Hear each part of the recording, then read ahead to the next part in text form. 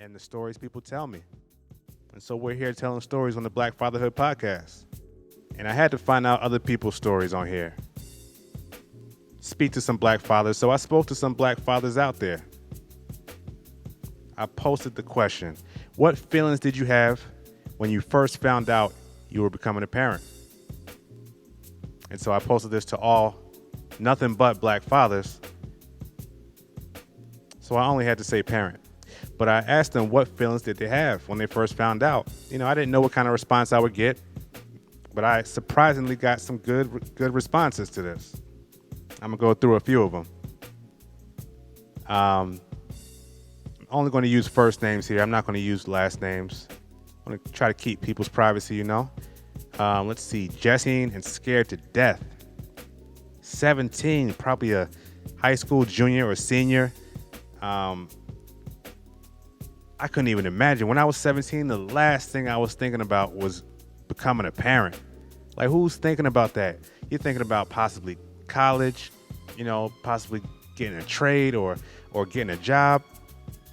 Maybe a real job if you're working a BS job, you know, but 17 and getting ready to have a kid, I cannot imagine. I can't imagine what that's like. But the fact that he's here speaking to it, I don't know anything about Jesse, but looking at his photo, he definitely stepped up to the plate in some way or form, because he's here talking about it. He's here speaking to me as a black father, letting me know his experience. This guy was a former teacher, retired educator. So that lets you know he made it through, and his kids made it through too. So just because he was 17 and scared didn't stop him from becoming a black father. You know, you'd be surprised how mature some kids are, especially in a black household, at least from the experiences I've had, the experiences I've heard from other people.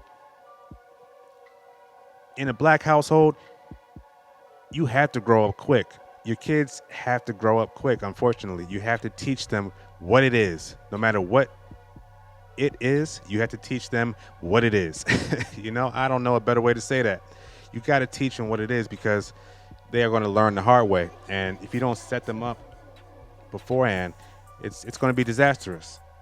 And I think a 17-year-old could be mature enough to understand that he has to step up.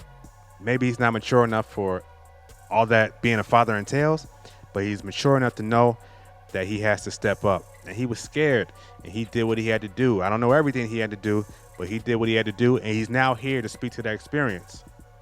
We got Chris, a.k.a. Bama. He said he was nervous. And then he never got to ask questions, because that sounds, you know, it sounds like, you know, maybe the child was lost. Stress can be that killer, unfortunately, especially when it comes to young kids and pregnancy, I should say.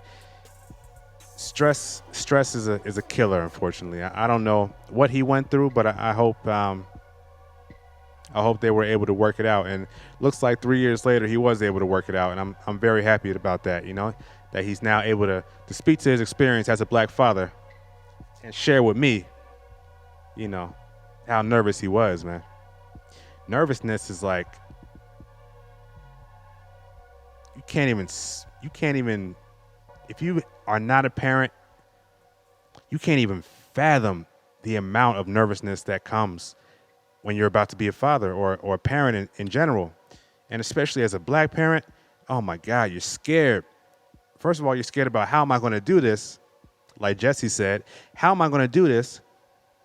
And second of all, you're nervous because you don't know what's going to happen when it comes, when the baby comes, when you have to do this. No idea. So although Chris got a little break in between when he first found out, he had to step up 3 years later and become that black father. And as nervous as he was to become a father, trust me, man, it's even more nerve-wracking to know the things that you have to speak to your children about as they grow, you know? Let's see, who else has something to say here? Let's see here. Got Michael. Michael, he said he was super, super excited. He was so excited he was doing the Carlton dance, you know? He was doing that Carlton dance, man. He was all over the floor, sidestepping, all of that. And, I understand that. I was super excited too, man. But that nervousness will stop that dance quick, man. Stop you mid stride, Someone puts a sock or a booty in front of you talking about it's time. Whew. That sidestep, that Carlton dance, might be a little delayed, but it's coming. It's going to come. It's definitely going to come. You don't have to worry about that at all. At least not for me, man. I was so happy. So Michael was super excited, did the Carlton dance, did the jazz hands. He could not wait to become a father. And some people do feel like they are ready to become a father as soon as they find out. Again, I don't know how old he was, but apparently he was ready. And some people feel like they're financially ready, emotionally ready, mentally ready, physically ready, because everybody isn't physically ready to be a father or a mother. You have to, man, you got to be in, I don't want to say you got to be in shape, but you got to have some energy about you, man. These kids will run you. They will run you around, run you ragged, man. It's crazy. Had another guy, another Michael. He said he was scared as F. He was scared AF, man. I get that. I was also scared. Nothing wrong with that. We can't be afraid first to let our partner know that we're scared. Don't be afraid to let your friends know. Don't be afraid to let other parents know that you're scared, so they can offer you advice and let you know how they were feeling during that time. Maybe that will help ease your woes, and you can figure out, how to work through your emotions, and you can have those emotions and work through them and still end up being level-headed in the end. You can do that. I was definitely scared. Didn't let that stop me. Nothing was going to stop me, man. I was so ready. Shoot. I might be ready for number 2. Don't tell my wife that, though. Don't tell her. I might be ready. I'm still kind of young. Kinda. We can do this, man. But that energy level, gotta keep it up. That's one thing I know. And then I had a third Mike. I got a lot of Mikes, man. A lot of people named Mike had some things to say about my question. Should I become a black father? Such a specific question. So Mike, not Michael, Mike said he was scared. And this Mike was 15. Oh my God. I remember on my block in Philly, man, South Philly, we had 14, 15-year-old girls who were having kids. I didn't know who the fathers were, but I remember seeing balloons on somebody's porch, and they had the sign up. They had the sign up that even told the girl's age that she was 14 and having a kid. I don't know if that was for embarrassment. This was the 90s when this was happening, so I don't know if that was to embarrass the kid or what, but that was kind of crazy that they put that on the front of their door, that the kid was 14 and about to have a child. A child was about to have a child. And that's when I first found out that babies were out here having babies. I did not know that was going on. I was such a naive kid. I thought I knew what's up, but I didn't know what was up. I did not know they was out here popping babies at 14, popping them out. Because I definitely wasn't doing nothing like that.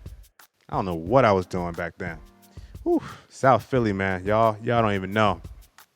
But I'm sure there's similar neighborhoods that can speak to the same experience, You become something that you weren't ready for, but the world said you were ready. God said you were ready. The plan was set, and you cannot change it. I am not a religious person, but I know that when the plan is set, and the plan is set from the moment you're conceived, even before that, because the plan was set for your parents too. That 14-year-old girl, when she came into the world, that 14-year-old girl, her plan was set to have that kid. Nothing was going to stop that. Mike was 15. I'm going to say this. It's it's a little vulgar, but I'm gonna say what he said because I thought it was hilarious what he said. I'm gonna say it verbatim. He said, so the question again, when you became a black father, what were your emotions? What were you feeling? Mike said, I was scared. I was 15 and didn't have a pot to piss in or a window to throw it out of. I'm gonna say that again. I was 15 and didn't have a pot to piss in or a window to throw it out of. I've heard the first part of that before, but the second part, the window to throw it out of, that was so clever. I thought that was hilarious. I had to make sure to say that. Big up to Mike, man, for saying that and let me know. It made me laugh when he told me that one. But I get it, man. Like 15 years old, he probably didn't have a job. You know, if he did have a job, he wasn't making nothing. You know, most places you can't even work officially until you're 16 years old in most cities that I know of. So 15, maybe he was working under the table. Who knows? But, you know, a pot to piss in and a window to throw it out of, who would have had that? Nobody would have had nothing at that age. You know, even if you come from a privileged household, you know, at 15, you don't really have much usually. You definitely don't usually have what it takes to become a father, but you better find it. You better find it at 15 or at 17. You are now a man, you know? Without a bar mitzvah, you are now a man. So I had 3 Michaels in a row talk to me about this and talk to me about their experiences, man. I thought it was amazing. I thought that was cool. First of all, that 3 Michaels responded to my question. 3 mics, man. Shout out to Neil Brennan and his Netflix special, 3 mics. Funny and very, very intuitive, man. Very clever. If y'all didn't catch that, check that on Netflix, man. Neil Brennan, 3 mics. Great comedy special, man.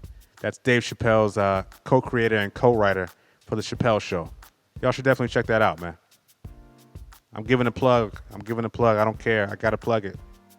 Nobody's paying me for it, but hey, when it's good, it's good. Let's see. Who else responded, man? We had Jeff. Jeff responded and gave a lot of information, actually. So he said, at first I was shocked. At the time, my wife and I were planning our wedding and had just put a non-refundable deposit on a venue. Once the shock wore off, it was nervous excitement. Nervous excitement, yeah. That's a very, very good way to put it. Nervous excitement is definitely what I felt. You're ready, but you don't know what to do. You're ready, but you're not sure how it's going to go down. You're ready, but you don't know if you're really ready, you know? And you have to be. You have no choice but to be ready. So I had some follow-up questions for Jeff because Jeff gave me a little story, man, behind it. I'm like, you were planning your wedding and found out you were pregnant? That's crazy. That's crazy, man. So, I was wondering, did the baby come before or after the wedding? You know what I'm saying? Either way, it's right on time. Because once again, like I said, I'm not religious. And that whole bastard child thing, that's only if you're a religious person, man. If you're not a religious person, you can't put that on somebody. You can't call somebody's kid a bastard kid if they're not religious. That's you. That's your problem. That sounds like a you problem. You know what I'm saying? That's not what we have to do. We don't have to judge ourselves or label ourselves in that way. You know. But he said when he found out that he was having the baby, and he actually was cool about it. I had to dig, man. I was like, I'm being nosy, but I had to find out. And he actually responded to me. He said, he was like, bro, we were planning on a late July wedding, but the due date was the beginning of August. So we had to move the wedding up to April. And I'm like, okay, that's what's up. So they moved the wedding up and made sure that baby was born in wedlock. And although I'm not religious, I do like that. I do like when people solidify their relationship and make sure that everybody knows that they are together, they are here, and they have a union. And to bring a child into the world with that union, I think that's usually the best thing. I'm not a big fan of of the paperwork of marriage. I'm not a fan of the paperwork. I'm definitely a fan of the unity, but not the paperwork. And he made sure that his union was intact and the paperwork done before they had that kid, him and his wife. And I'm glad that they did it that way. That's the way to go in my mind. But either way, it's right. As long as you bring that child into the world with love, there's nothing wrong either way, whether you're married or not. Just have the love. That's all you need. Love is love. And love will find a way. So Jeff gave me a great story, man. Great story, and he wasn't, bothered by me probing. And I'm so happy about that. I was just so happy to be able to ask these questions.